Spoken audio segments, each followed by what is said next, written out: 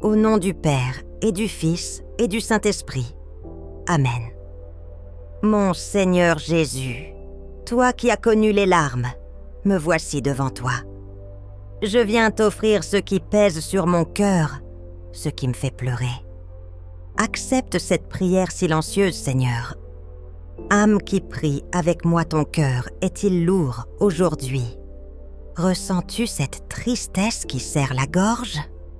Cette envie de pleurer que tu retiens par pudeur, par peur d'être jugé faible, par peur de déranger Dieu avec ta peine.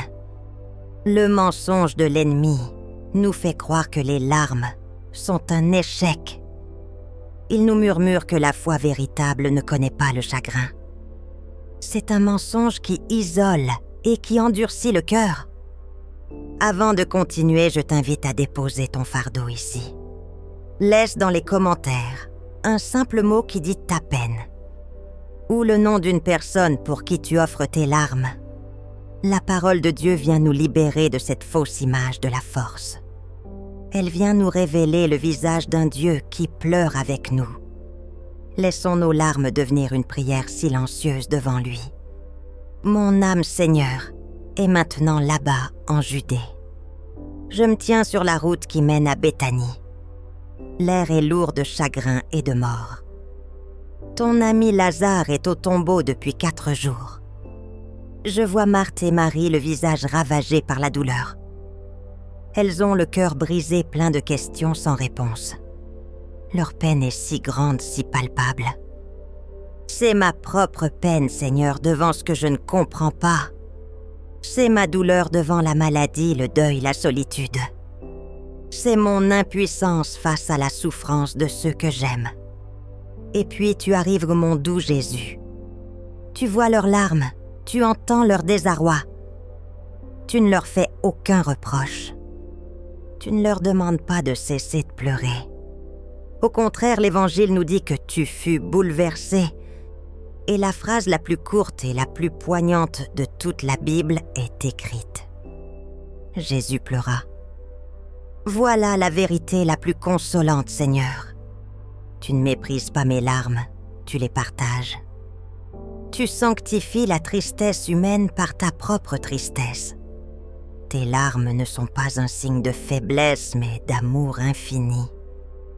Et toi ici, dans ce pain sacré, tu es la même présence qui a pleuré.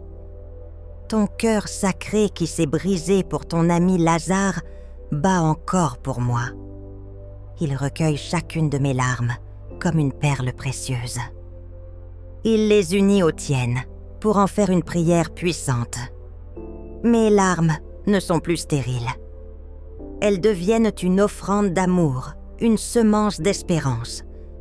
Là où le monde me dit « Sois forte, ne pleure pas », toi tu me murmures « Viens pleurer sur mon cœur ».